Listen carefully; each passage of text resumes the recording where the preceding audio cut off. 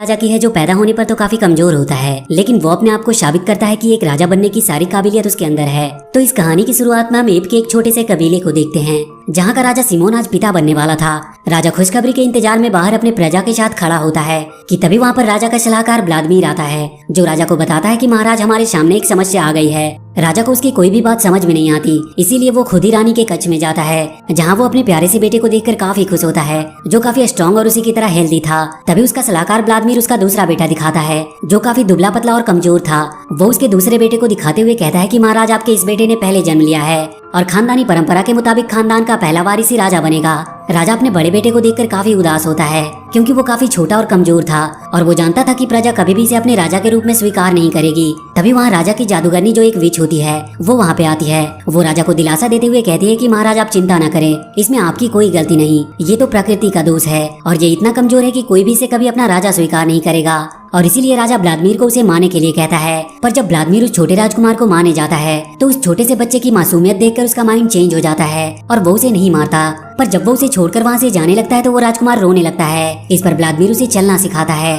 और उसके साथ खेलता है। धीरे धीरे समय बीतता जाता है और राजकुमार बढ़ता जाता है, लेकिन शारीरिक रूप से कमजोर होने की वजह से राजकुमार एडवर्ड अभी भी बच्चे की तरह दिखाई देता है और उसके काम भी बिल्कुल बच्चे की तरह थे। लेकिन एडवर्ड हर बात जानने के लिए काफी उत्सुक रहता था। एक बार जब एडवर्ड अपने दोस्त यान के साथ खेल रहा था, इसी बीच एक पौधे को तोड़कर वो यान को उसे फुलाने के लिए देता है और जब यान उसमें फूंक मारता है तो वो एक बलून की तरह फूल जाता है। पर तभी वहाँ पर एक बर्ड आकर उसे फोड़ देती है और जैसे ही वो बबल फूटता है वो स्टिक यान की नोच पर जाकर चिपक जाती है। ये देखकर एडवर्ड काफी खुश होता है और उस स्टिक को लेकर पास की पत्तियों को उस पर चिपकाने लगता है, क्योंकि ये बात उन लोगों के लिए कोई मैजिक से कम नहीं था। ये लोग खेल ही रहे होते हैं कि तभी उन्हें कोई आवाज सुनाई देती है, जिसे सुनकर वो दोनों उस तरफ जाने लगते हैं। और जब वो दोनों वहाँ पहुँचते हैं तो वो देखते हैं कि वहाँ पे एक खेल का आयोजन हो रहा था और उस खेल में राजा का बेटा काफी अच्छा प्रदर्शन कर रहा था, जिसे देखकर वहाँ के सारे लोग बहुत खुश हो रहे थे और राजा भी अपने बेटे का खेल देखकर काफी खुश हो रहा था। तभी खेल एक बार फिर से स्टार्ट हो जाता है और राजा का छोटा बेटा वानिया एक बार फिर पूरे जोश के साथ खेलना स्टार्ट करता है। लेकिन जैसे ही गेंद यान के पास आता है, यान अपने आप पर से कंट्रोल खो देता है और वो गेंद पकड़ने के लिए नीचे कूद जाता है। उसी के साथ एडवर्ड भी नीचे कूद जाता है और दोनों गेंद के साथ नीचे गिरते हैं, पर वो गेंद उनके हाथ से छूटकर एक गड्ढे में चली जाती है। ये सब देखकर वहाँ के लोग उन दोनों को घेर लेते हैं। एडवर्ड तो किसी तरह उनसे बच जाता है, लेकिन वो लोग यान को बहुत बुरी तरह से पीटते हैं। ये देखकर एडवर्ड तुरंत उसी पौधे को तोड़ता है और उसमें फूंक मारकर उसे चिपचिपा बना देता है और उसकी मदद से वो उस बॉल को गड्ढे से निकाल लेता है। वो जब उस बॉल को गड्ढे से बाहर निकालता है तो वो लोग उसे देखकर काफी हैरान होते हैं। तभी वहाँ पर वानिया आता है, जो एडवर्ड से बात करने लगता है। पर तभी वहाँ पर विच और व्लादिमीर की नजर एडवर्ड और वानिया के पैरों पर जाती है, तो वो लोग काफी हैरान होते हैं, क्योंकि उन दोनों के पैर बिल्कुल समान थे। वानिया एडवर्ड से बॉल ले लेता है और खेल को एक बार फिर स्टार्ट करने की कोशिश करता है, लेकिन गेंद पर चिपचिपा पदार्थ लगे होने के कारण गेंद वानिया के हाथ में चिपक जाता है और वहाँ के सारे लोग उसके हाथ से वो गेंद को छुड़ाने की कोशिश करने लगते हैं। लेकिन काफी मेहनत करने के बाद भी उन लोगों से वो गेंद नहीं छूटती। लेकिन अंत में एक बंदर उस गेंद को छुड़ा लेता है और जैसे ही वो उस गेंद को छुड़ाता है वो जाकर एक पेड़ से टकराता है और उसके हाथों से वो गेंद छूटकर राजा के सिर पर जा लगती है और वो वहीं चिपक जाता है। व्लादिमीर उसके सर से वो गेंद छुड़ाने की कोशिश करता है और जैसे ही वो उस गेंद को उसके सर से छुड़ाता है, राजा के सर के बाल भी उस जगह से उखड़ जाते हैं। राजा इस बात से काफी नाराज होता है। ये लोग आपस में बात कर ही रहे होते हैं कि तभी वहाँ पर एक बंदर आता है, जो उनसे कहता है कि उन्हें राजा ने बुलाया है। ये बात सुनकर एडवर्ड काफी खुश होता है और यान के साथ वो दौड़ते हुए राजा के पास जाता है। राजा एडवर्ड से कहता है कि उसने सुना है कि तुम मैजिक जानते हो और वो उसे उसका मैजिक दिखाने को कहता है। ये बात सुनकर एडवर्ड पेड़ की पत्तियां सहित एक डाल को तोड़ कर लाता है और उसे राजा के सिर पर लगा देता है, जो बिल्कुल एक क्राउन की तरह लगता है, जिसे देखकर सभी लोग बहुत खुश होते हैं। राजा को उसका चेहरा दिखाने के लिए एडवर्ड एक पत्ते में बरसात का पानी इकट्ठा करता है और वहीं हम देखते हैं कि राजा की जादूगरनी जो एक विच होती है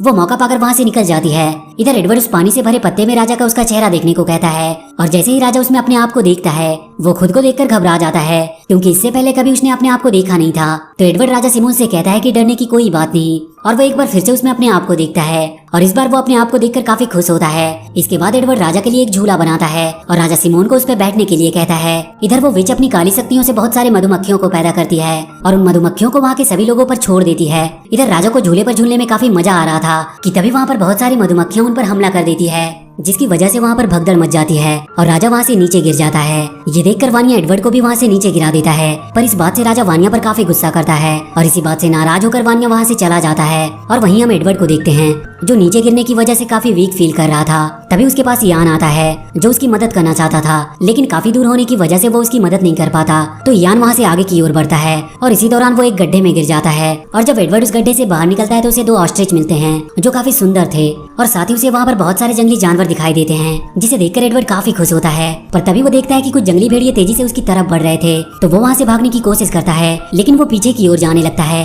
क्योंकि एडवर्ड कभी भी अपने दो पैरों से दौड़ा नहीं होता है। पर किसी तरह वो घूमकर पीछे की ओर दौड़ते हुए वहाँ से निकल जाता है। इधर एडवर्ड द्वारा दी गई पानी से भरे पत्ते में सभी लोग अपने चेहरे को देखकर काफी खुश हो रहे थे कि तभी उनकी नजर एडवर्ड पर जाती है, तो वो देखते हैं कि उसके पीछे बहुत सारे जंगली भेड़िए लगे हैं। एडवर्ड वहाँ से भागते हुए एक गैंडों के झुंड में चला जाता है, और जब गैंडे भेड़ियों को देखते हैं तो वो वहाँ से भागने लगते हैं। भागते हुए गैंडे जब एडवर्ड के पीछे लग जाते हैं, और जब राजा ये देखता है तो वो उसकी मदद करने के लिए अकेला ही चला जाता है। एडवर्ड को बचाते हुए राजा घायल हो जाता है, और काफी चोट लगने की वजह से राजा की वहीं पर मौत हो जाती है।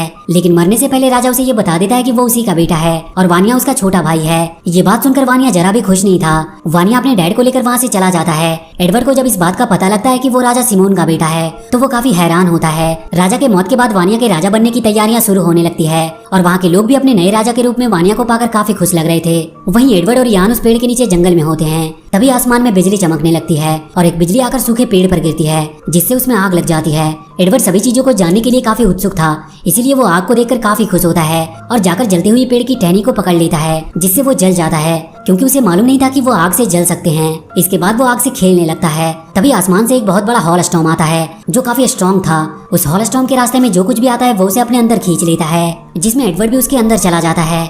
और उसमें उसकी मुलाकात एक बेहद खूबसूरत फीमेल एप से होती है, जिसका नाम लूसी था। एडवर्ड लूसी के पास जाने की कोशिश करता है, लेकिन वो उस तक पहुंच नहीं पा रहा था, पर वो किसी तरह उस हॉल स्टॉर्म से बाहर निकल जाता है। और थोड़ी देर बाद लूसी भी वहाँ से बाहर निकल जाती है, जो वहाँ से गिरकर एक खाई में अटक जाती है। एडवर्ड एक रस्सी की मदद से उसे बाहर निकालने की कोशिश करता है, लेकिन वो रस्सी कमजोर होने के कारण टूट जाती है। लेकिन जैसे ही वो लोग खाई में गिरने वाले होते हैं, वहाँ पर एडवर्ड का दोस्त यान आकर उस रस्सी को पकड़ लेता है। पर जब वो लोग ऊपर आते हैं तो यान के मूर्खता के कारण एक बार फिर से वो खाई में गिर जाते हैं, लेकिन एडवर्ड किसी तरह उन्हें बाहर निकालता है। और जब लूसी को होश आता है तो वो सामने एडवर्ड को देखती है, जिसे देखकर वो काफी डर जाती है, इसीलिए वो वहाँ से भागने लगती है। पर एडवर्ड उसका पीछा करता है, और काफी मुश्किलों का सामना करते हुए वो लूसी के पास पहुँचता है, और फिर दोनों एक दूसरे से बात करते हैं, और इसके बाद वो दोनों काफी एंजॉय करते हैं। और जब रात होती है तो एडवर्ड वहाँ के लावा में से एक लकड़ी में आग लगा लेता है, जिसे देखकर लूसी डर जाती है। लेकिन एडवर्ड उसे समझाता और उसे लेकर अपने होम ट्री की ओर जाता है, जिसे देखकर सभी बंदर काफी खुश होते हैं, क्योंकि रात में एडवर्ड की वजह से उजाला हुआ होता है। तभी वहाँ पर वानिया आता है। उसे लगता है कि आग उनकी दुश्मन है, इसीलिए वो एडवर्ड को वहाँ से चले जाने को कहता है। पर एडवर्ड वानिया को समझाता है और कहता है कि आग हमारी दुश्मन नहीं बल्कि दोस्त है।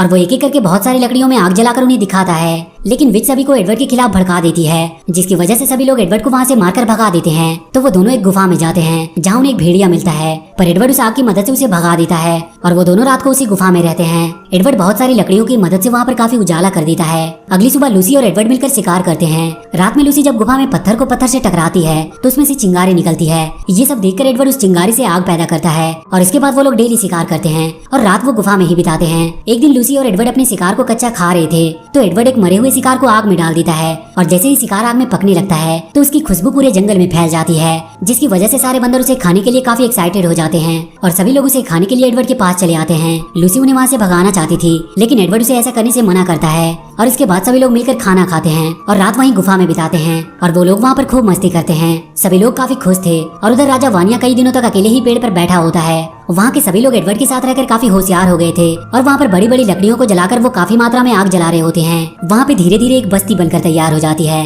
सभी लोग वहाँ पर काफी खुश थे। तभी एक बार फिर वो विच अपनी काली शक्तियों की मदद से मधुमक्खियों को एडवर्ड के पास भेजती है, जो उन पर हमला कर देती है, और इस हमले में काफी भगदड़ मच जाती है। भगदड़ मचने की वजह से वहाँ की सारी इमारतें गिर जाती है और सब कुछ तबाह हो जाता है। इस बात से सभी लोग काफी उदास और गुस्सा होते हैं। तभी उन्हें विच की आवाज सुनाई देती है, तो सभी लोग अपने हथियार लेकर उस विच को मारने के लिए जाते हैं। और जब वो लोग उस पेड़ के पास पहुंचते हैं तो उसे वो जलाने की कोशिश करते हैं, लेकिन एडवर्ड उन्हें ऐसा करने से मना कर देता है। उनकी आवाज सुनकर किंग वानिया भी वहाँ पे आ जाता है। उसे देखकर उनका गुस्सा और भी बढ़ जाता है, और व्लादिमीर अपने 2 आदमियों को पेड़ को काटने के लिए भेजता है। और जैसे ही वो लोग उस पेड़ को काटना स्टार्ट करते हैं, उस पेड़ से एक लिक्विड निकलता है। उस पेड़ को कटता देखकर किंग वानिया उन पर हमला कर देता है, और उनके बीच वहाँ पर फाइट स्टार्ट हो जाती है। और इस फाइट के दौरान वहाँ के पेड़ में आग लग जाती है। आग लगने की वजह से रानी मेडुला पेड़ पे ही फंस जाती है। तो एडवर्ड रानी को खतरे में देखकर उसे बचाने के लिए जाता है, पर उसे बचाने में एडवर्ड खुद ही एक मुसीबत में फंस जाता है। एडवर्ड वहाँ के सभी लोगों से मदद मांगता है, लेकिन पेड़ में आग लगने की वजह से वो लोग वहाँ से भाग जाते हैं। तभी एडवर्ड को किंग वानिया दिखाई देता है, तो वो उससे मदद मांगता है, और वहीं उस पेड़ पर वो विच भी फंसी होती है, और वो उस आग की तेज लपटों में जलकर वहीं पे मारी जाती है।